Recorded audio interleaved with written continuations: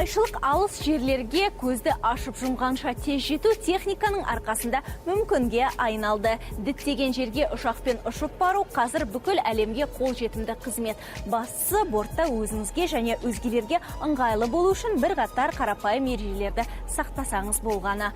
Армысыздар, эфирде этикет бағдарламасы. Бүгін біз ұшар биікте өзін-өзі ұстау ережелері жайлы баяндаймыз.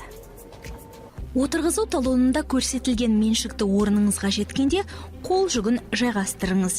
Егер екі сөмкеңіз болса, екіншісін алдыңғы қатардағы орындықтың астына қойыңыз. Егер багаж сөресі бос болмаса, онда неғұрлым алдыңғы қатардан бос орынды иеленіңіз. Себебі ұшақ қонып, жолаушылар шығатын есікке жаппай беттеген кезде артқы жақтағы багаж бөлімшесіне жету қиынға соғады. Адамдар алға ұмтылып, жүруге жол бермеуі мүмкін. Егер сіз ұшаққа ең соңғылардың бірі болып кірсеңіз және сөрелерде бос орын қалмаса, онда борт серіктердің көмегіне жүгініңіз. Егер сөрелерде орын болмаса, сіз өзіңіздің заттарыңызды немесе киіміңізді қайда қоятыныңызды білмесеңіз, борт серікке келіп көмек сұрасаңыз болады. Басқа жолаушылардың заттарын мейлінше ыңғайлап орналастырып, ықшамдап, барлық заттарды мейлінше сыйғызуға тырысамыз. Бортта жиі қайталайтын ережелерді стюардессалар ойлап шығармағанымен, оның орындалуын қадағалау міндеті соларға жүктелген. Сондықтан ескертулерден ерте қимылдап, белдікті бекітіңіз немесе телефоныңызды сөндіріңіз. Осындай қарапайым әрекеттер борт серіктердің жұмысын жеңілдетері сөзсіз. Олар жолаушылар тарапынан жасалған кез келген көмекті ризашылықпен қабылдайды.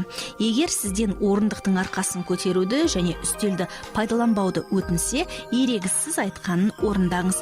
Әрқашан әдептен озбаңыз. Ұшақта темекі шегіп, ішімдік ішуге және жанжалдасуға қатаң тыйым салынған. Әлеуметтік сауалнама көрсеткенде жолаушыларды көбіне беймаза көршісімен жалаң аяқ отырғандар және жағымсыз естер тітіркендіреді екен.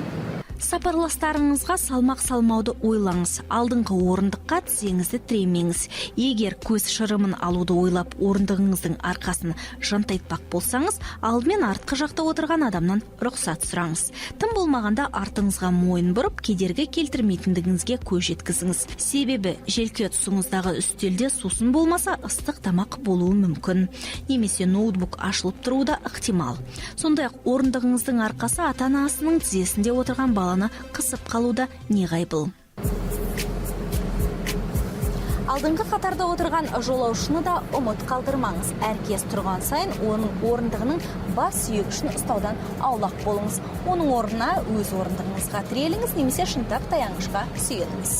Жазылмаған ережелер де жоқ емес. Дәл ортадан орын алған жолаушы екі жағындағы шынтақ таянғышқа ие болады. Оның орны шын мәнінде адам қызғарлықта емес, екі жағынан қысып, басын сүйер жер жоқ болғандықтан, қасындағылары түсіністік танытып, тек бір ғана шынтақ таянғышты пайдаланғандары дұрыс. Ал иллюминатордың пердесін ашып жабу құқы терезе жанындағы адамда. Бірақ мұны пайдаланып, әрі-бері ашып жабу әлбетте әбес әрекет. Сондықтан бір күйде қалдырған дұрыс. Ұшақ көтерілгенде және төмендегенде борт серіктер терезенің пердесін ашып қоюыңызды сұрайды. Бұл жайдан жай емес. Себебі борт серіктер және жолаушылар терезенің сыртында, ұшақтың сыртында не болып жатқанын барлық жағдайды көріп, бақылап отыруы керек. Әуе кемесіндегі ең нәзік тақырып бортта балалардың болуы. Егер сіз баламен саяхаттасаңыз, балаңыздың өзге адамдардың мазасын алмауын қадағалаңыз. Мысалға, орындық арасына қолын сұғып, өзгелердің киімінен түрткілеп немесе шашын тартқылауға жол бермеңіз. Бір сәт бойы сергітіп, орындық арасында тұруға бекінсеңіз, жолаушылармен тамақ және сусын тасқан борт серіктерді өткізіп жіберіңіз. Планшетте мультфильм көрсеңіз, құлаққап киіңіз. Егер сіз жалғыз жолға шығып, борттағы шуылдақ балалар мазаңызды алса, оларға жекуге асықпаңыз. Алдымен стюардқа жүгініп, мәселені байқатпай шешуді өтініңіз. Кәсіби маман ешқашан жолаушыны ыңғайсыз жағдайда қалдырмайды және мәселені ушықтырмай шешеді.